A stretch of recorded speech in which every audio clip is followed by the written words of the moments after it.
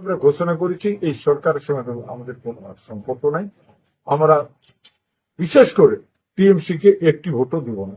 এবং বিজেপিকে আপনি 5 বছরের জন্য সমর্থন করেছেন।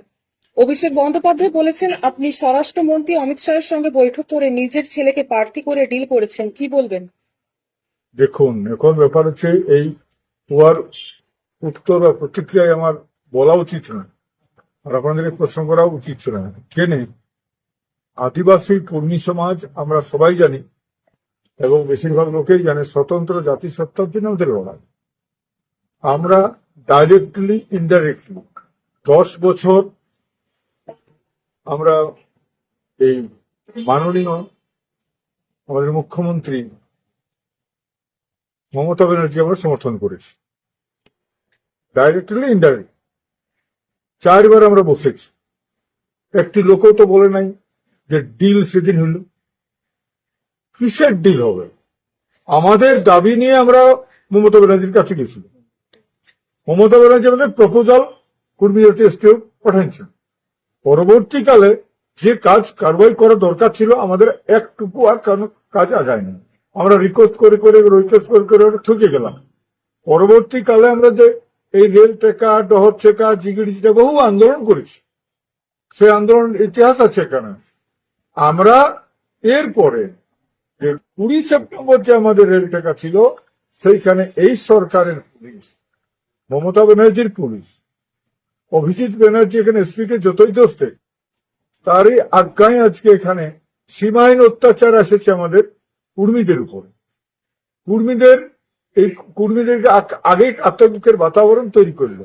সেটা কি না, একটা কোর্টের জাজমেন্টের কে কেন্দ্র করে, কোর্টের জাজমেন্ট যে ছিল সেখানে আমরা ওখানে নির্দেশ পাইছিলাম যে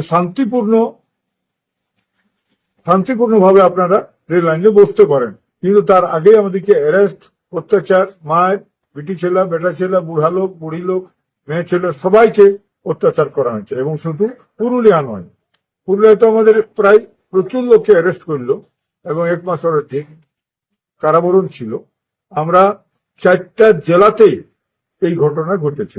আমরা তার তীব্র প্রতিবাদ আমরা করেছি এবং তীব্র প্রতিবাদ করেছি 8ই অক্টোবর যে বিশাল মিটিং ছিল পুলিশি সন্ত্রাসের বিরুদ্ধে, সন্ত্রাস বিরোধী আমাদের পুরুলিয়া শহরের উপকণ্ঠে নিউ বাস স্ট্যান্ডে আমরা এই মিটিং করে আমরা সেদিনে বলেছিলাম এই সরকার আমাদের উপর, আমাদের কর্মী জাতকে ক্রিমিনাল সাজালো, গায়ে গায়ে ক্রিমিনাল সাজালো, গায়ে গায়ে বিভিন্ন স্টেশনে মকডিল করলো, গায়ে গায়ে পুলিশি মার্চ হলো, টহল হইলো, যে সন্ত্রাসের বাতাবরণ তৈরি করলো, গায়ে গায়ে ব্যারিকেড তৈরি করলো এবং আমাদের উপরে আমাদের লোককে এই জিউদার গ্রামে, কুষ্টিলা থানার জিউদার গ্রাম প্রচুর মারা হইল এবং বিভিন্ন ভাবে ওরা অত্যাচার করলে। অত্যাচারের বিরুদ্ধে আমরা মিটিং করলাম এই পুরুলিয়া শহরের উপকণ্ঠে নিউ বাস স্ট্যান্ডে।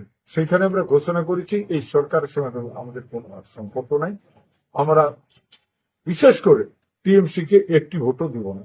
এবং এই বক্তব্যটাকে আবার আমরা 3টা স্টেটের সেন্ট্রাল কমিটি বসে 5 আর 6 ফেব্রুয়ারি 2026 আমরা মুরগুমা কেন্দ্রীয় পাহাড়ে ধর্মজোড়ার সময় আমরা তাকে অনুমোদন দেব এবং সেই আন্দোলন চলছে। এবং এই নির্বাচনের সেই সময় আমরা 5 ফেব্রুয়ারি যেমন একে বললাম যে একটিও ভোটার টিএমসি কে দেওয়া হবে না, কিন্তু একটা কথা বলা আলটিমেটাম দেওয়া হয়েছিল বিজেপি, যে বিজেপি যদি আমাদের স্বতন্ত্র জাতিসত্তা অর্থাৎ কুড়মালি ভাষা এবং কুর্মী জাতির এসটি তালিকাভুক্ত করা, এই দাবির জন্য তার আমরা যদি সমর্মিত পাই তাহলে কিন্তু আমরা দেখব এবং আলটিমেটাম দিয়েছিলাম, তাছাড়া কিন্তু এতেও আমরা সমর্থন জানাবো না। কিন্তু পরবর্তীকালে আমাদের সঙ্গে এইখানের নেতৃত্ব সাথে আমরা এবং সেখানে কলকাতাতে বৈঠক হয় আমাদের মাননীয় ভূপেন্দ্র যাদব কেন্দ্রীয় বন ও পরিবেশ মন্ত্রী, তার সঙ্গে বৈঠক হয় এবং সেই কেন্দ্রীয় মন্ত্রী, এবং তারপরে আমাদের ওনার মাধ্যমে আমাদের পার্লামেন্ট চলাকালীন পার্লামেন্টে অমিত শাহর নিজস্ব অফিসে আমাদের ডাক হয়।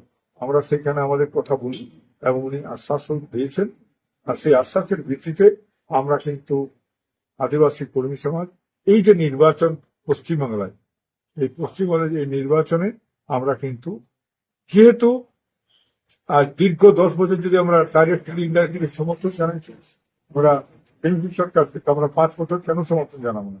তাই কমসে কম 5 বছর আমরা সমর্থন জানাচ্ছি এবং সেইখানে আমরা আদিবাসী কর্মী সমাজ আমরা সেইখানে এই যে 4টা জেলায় যারা আমাদের এখানে প্রার্থী আছে কর্তব্য চাপে, আমরা তাদেরকে ডাক বিভিন্নভাবে আমরা সমর্থন জানাচ্ছি যাতে ওরা জয়ী হয় এবং এখানে আমরা পুরো জঙ্গল মহলে আমরা এরাকে নিশ্চিহ্ন করতে চাই।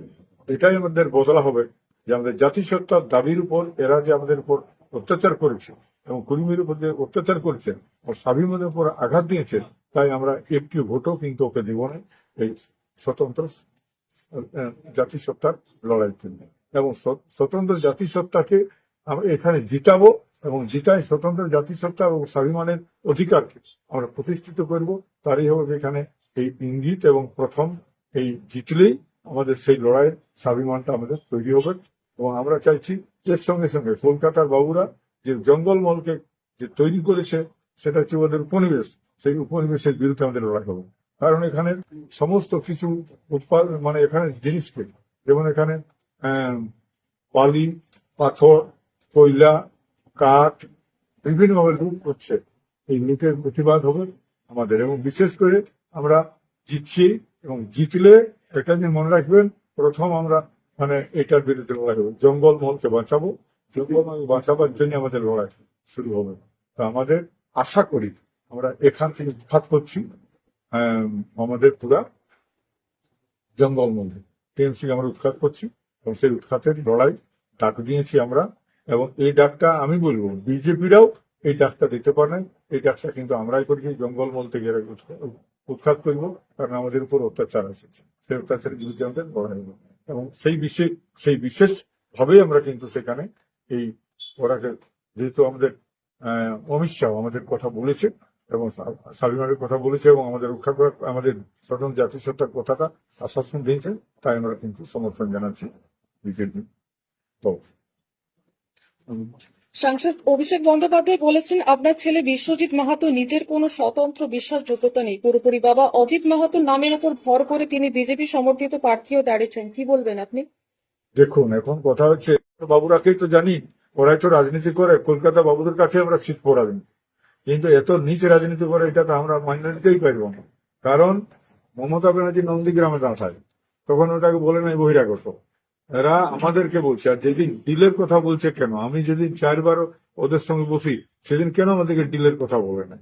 আজ আমরা তার মানে এদের হাতে ঘা লাগছে এখন, বলছে আমাদের কাছ থেকে আমরা তো ভোট দিবেন নাই, সরাসরি প্রতিবাদ করছি।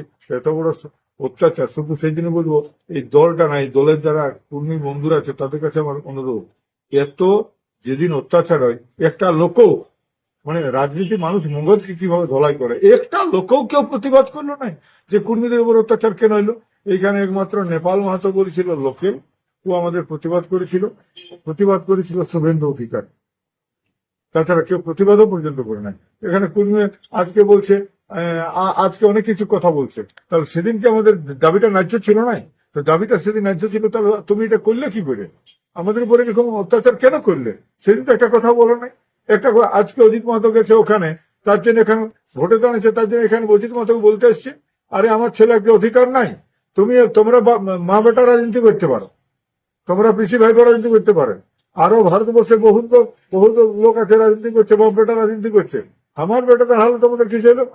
আমরা গোলামি করবো না, গোলামি করলে সবকিছু চলে, তো গোলামি আমরা করবো নাই, গোলামি করছি নাই।